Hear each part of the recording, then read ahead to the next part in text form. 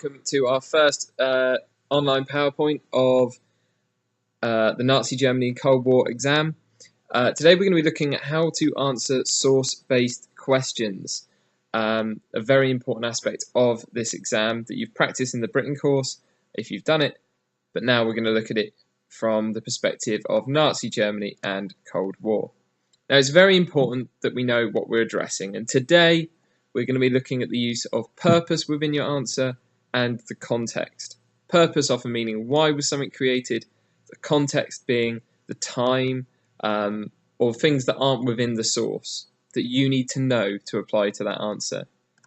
Without contextual knowledge, you will not pass this exam. So it's really important that you've been revising so that you are able to provide contextual knowledge within your answers. The question that we're going to focus on today is, why was this source created in a certain year? The reason I've worded it like that is because it can be, why was this pamphlet created in 1932? It can be, why did the Nazis publish this leaflet in 1929?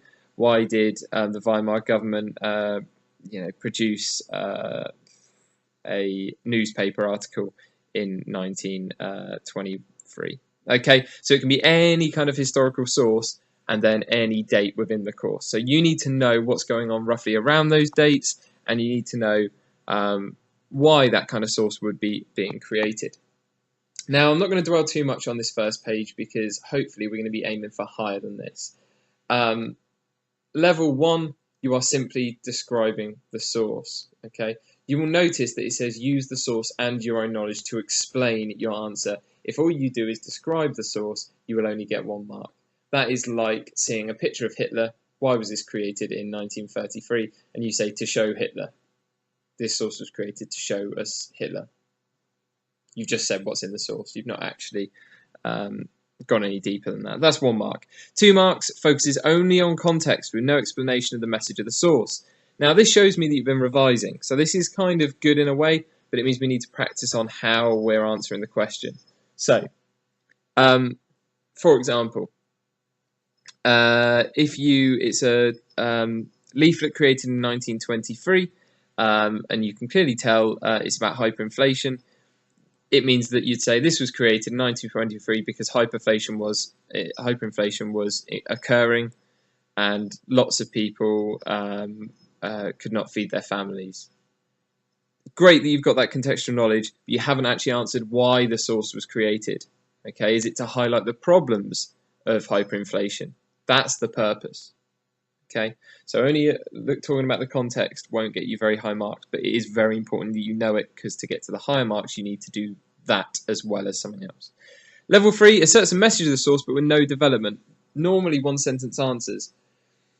This is where you're almost getting there. You're saying that the message of the source is that Hitler was good for Nazi Germany.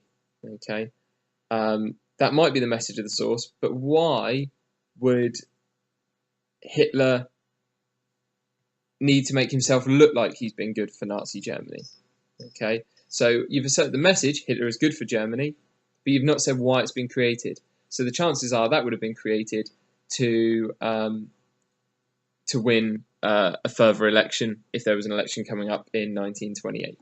Okay, so there's a difference, but a very small one. If you know the message, often you can guess at the purpose. Now this is where level 4, 5 and 6. Level 4 explains the message of the source using details from the source. However, the candidate does not explain the purpose. This is where you say the message of this source is that Adolf Hitler was good for Nazi Germany. We can see this because, and then you pull things out of the source to back you up. Okay? But you don't actually say then, this was created to try and convince people to vote for Adolf Hitler. Okay, which is what we want to do. Level 5 is then where we get to what I've just said. Provides the purpose of the source, but with little development or context.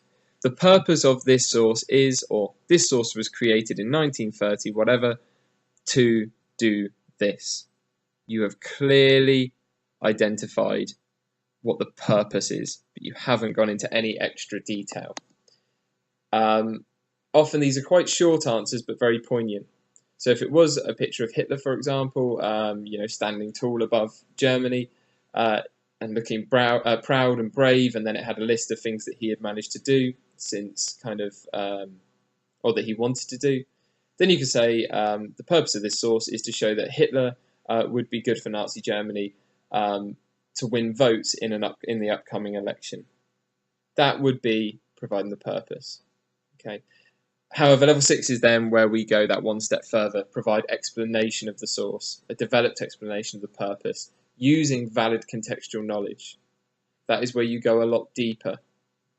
Okay, and you potentially explain that if it was an election poster from the 1920s for Adolf Hitler, that you could say this is because Hitler had changed his tactics after the Munich Putsch and had decided to begin targeting votes to try and get into government in a democratic way.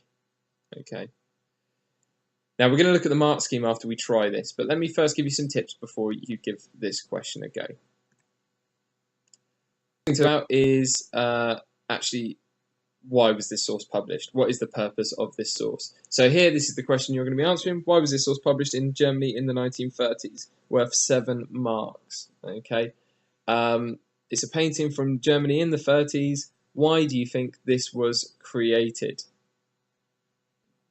That's the question you are going to answer. Let me give you some tips. Okay. Make sure that you're focused upon the question. So this source was published in 1930s because that means you are clearly answering the purpose of the source. You're not just telling me about it. You're actually providing me with the purpose. Always use the question in the first line of your answer if you can, because that always shows the examiner that you are answering the question. Finally, always use both the source and your own contextual knowledge. If you're saying that a source is to get people to vote for Adolf Hitler, great. Then tell me what in the source is doing that. Then use your contextual knowledge to say why Hitler would be wanting to do that at that point, at that time. Without your contextual knowledge, you will not get a high mark, so it is very important. Now what I'd like you to do is to have a go at this question and then go to the next slide and we will discuss the mark scheme. Good luck!